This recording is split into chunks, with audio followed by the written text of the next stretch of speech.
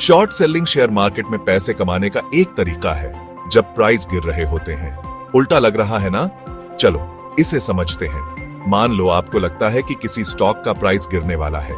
आप उस स्टॉक को किसी ऐसे व्यक्ति से उधार लेते हैं जिसके पास वो स्टॉक है और उसे करंट मार्केट प्राइस पर बेच देते हैं। जब प्राइस गिरता है तो आप उस स्टॉक को कम प्राइस पर वापस खरीद लेते हैं और उसे उधार देने वाले को वापस कर देते हैं।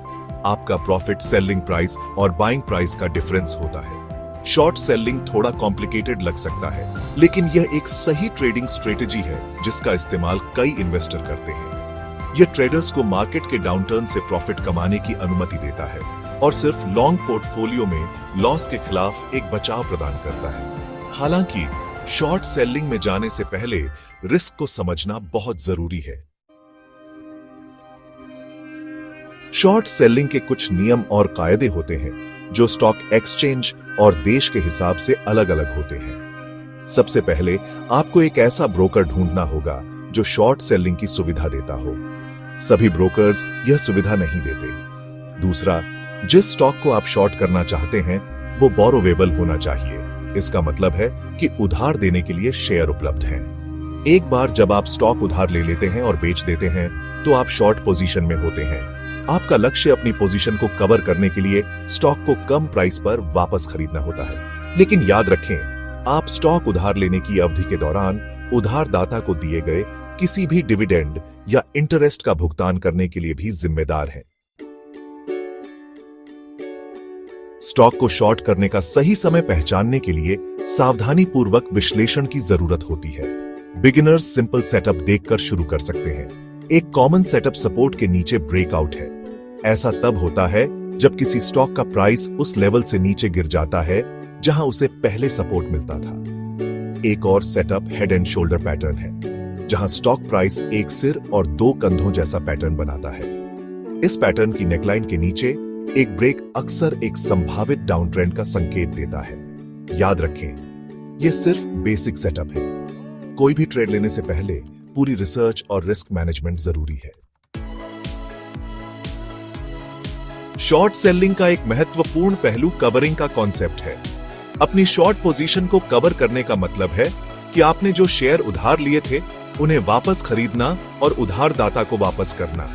आपको अपने ब्रोकर या एक्सचेंज द्वारा निर्धारित कट ऑफ टाइम से पहले ऐसा करना होगा। समय पर अपनी पोजीशन को कवर करने में विफल रहने से शॉर्ट स्क्वीज हो सकता है। ऐसा तब होता है जब स्टॉक खरीदने वाले दूसरे ट्रेडर्स प्राइस को ऊपर की ओर धकेल देते हैं, जिससे आपको ज्यादा प्राइस पर खरीदने के लिए मजबूर होना पड़ता है और संभावित रूप से भारी नुकसान होता है। सेक्शन 5, शॉर्ट सेलिंग के खतरे, किन रिस्क पर ध्यान दें। हालांकि शॉर्ट सेलिंग से प्रॉफिट हो सकता है, यह ट्रेडिशनल इन्वेस्टिंग से ज्यादा रिस्की है। सबसे बड़े रिस्क में से एक है अनलिमिटेड लॉस की संभावना। जब आप कोई स्टॉक खरीदते हैं तो आपका मैक्सिमम लॉस आपके द्वारा इन्वेस्ट की गई राशि तक सीमित होता है। हालांकि जब आप किसी स्टॉक को शॉर्ट करते हैं तो प्राइस सैद्धांतिक रूप से अनिश्चित काल तक आ सकता है। एक और रिस्क है पहले बताई गई शॉर्ट स्क्वीज। शॉर्ट सेलिंग के लिए मार्केट डायनामिक्स और टेक्निकल एनालिसिस की अच्छी समझ की भी जरूरत होती है। बिगिनर्स को छोटी पोजीशन से शुरुआत करनी चाहिए और धीरे धीरे जैसे जैसे उन्हें एक्सपीरियंस मिलता है वैसे वैसे अपनी एक्सपोजर बढ़ानी चाहिए। सेक्शन 6, शॉर्ट सेलिंग और मार्केट सेंटिमेंट। शॉर्ट सेलिंग अक्सर निगेटिव मार्केट सेंटिमेंट से जुड़ी होती है। जब इन्वेस्टर बेयरिश होते हैं और मार्केट में गिरावट की उम्मीद करते हैं तो शॉर्ट सेलिंग एक्टिविटी भी आंच जाती है। इसके विपरीत बुल मार्केट के दौरान शॉर्ट सेलिंग वॉल्यूम आमतौर पर कम हो जाता है। मार्केट सेंटीमेंट इंडिकेटर जैसे कि इन्वेस्टर सर्वे और पुट कॉल रेशियो की निगरानी करने से संभावित शॉर्ट सेलिंग के अवसरों के बारे में जानकारी मिल सकती है। हालांकि सिर्फ सेंटीमेंट पर भरोसा करना भ्रामक हो सकता है, क्योंकि मार्केट सेंटीमेंट जल्दी बदल सकता है। सेक्शन 7, प्राइस डिस्कवरी में शॉर्ट सेलिंग की भूमिका। रिस्क के बावजूद शॉर्ट सेलिंग कुशल बाजारों में एक महत्वपूर्ण भूमिका निभाती है। यह प्राइस डिस्कवरी में योगदान देता है, जो किसी सिक्योरिटी के असली मूल्य को निर्धारित करने की प्रक्रिया है। जब शॉर्ट सेलर्स मार्केट में प्रवेश करते हैं तो वे नई जानकारी और दृष्टिकोण लाते हैं जो प्रचलित वैल्यूएशन को चुनौती देते हैं। ओवरवैल्यूड स्टॉक के खिलाफ बेट लगाकर शॉर्ट सेलर्स एसेट बबल को रोकने और मार्केट स्थिरता को बढ़ावा देने में मदद करते हैं। उनके कार्य मार्केट को लिक्विडिटी भी प्रदान करते हैं, जिससे खरीदारों और विक्रेताओं के लिए एक दूसरे को ढूंढना आसान हो जाता है। सेक्शन 8 नैतिक विचार, शॉर्ट सेलिंग और मार्केट मैनिपुलेशन। हालांकि शॉर्ट सेलिंग के अपने फायदे हैं, लेकिन इसके नैतिक निहितार्थ भी हैं। एक चिंता मार्केट मैनिपुलेशन की संभावना है।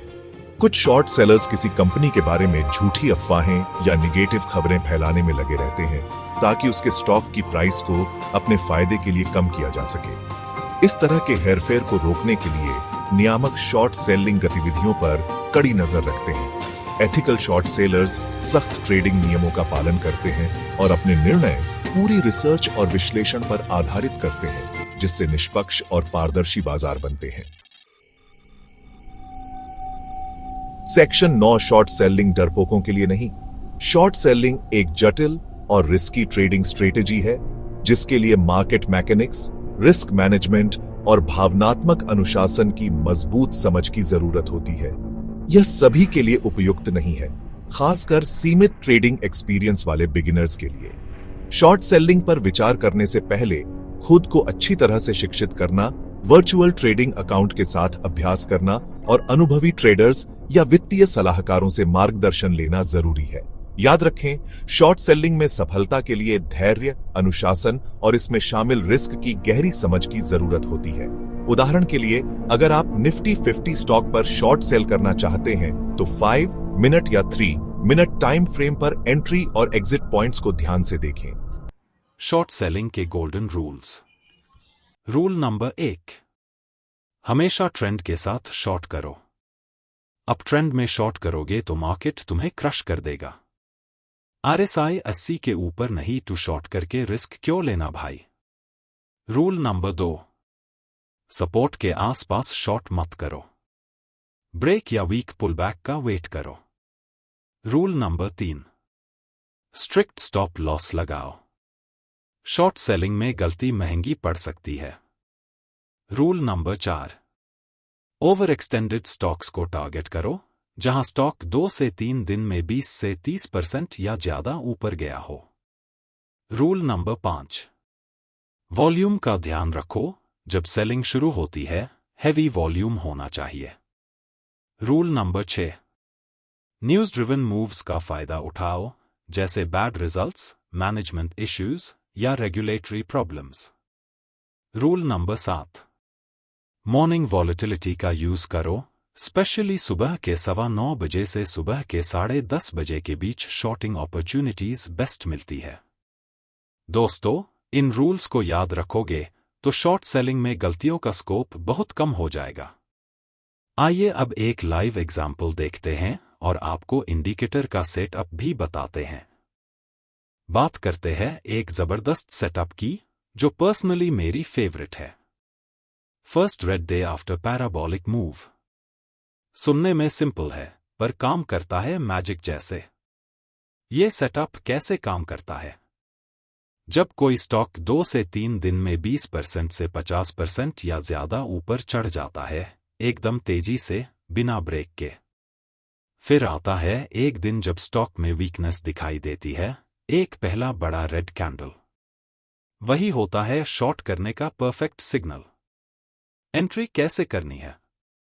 जब स्टॉक प्रीवियस डेज लो तोड़ता है या ब्रेकडाउन करता है, तब short. Stop loss last day के हाई के थोड़ा ऊपर रखना। टारगेट प्रीवियस ब्रेकआउट लेवल या मूविंग एवरेज तक राइड करो। सिंपल सेटअप है, पर डिसिप्लिन जरूरी है। चार्ट के पैटर्न्स और वॉल्यूम को इग्नोर नहीं करना। तो दोस्तों, आपको ये शॉर्ट सेलिंग रूल्स और हाई प्रोबेबिलिटी सेटअप पसंद आए हो तो वीडियो को लाइक करो, शेयर करो अपने ट्रेडर दोस्तों के साथ और कमेंट में बताओ कौन सा रूल आपको सबसे इंपॉर्टेंट लगा।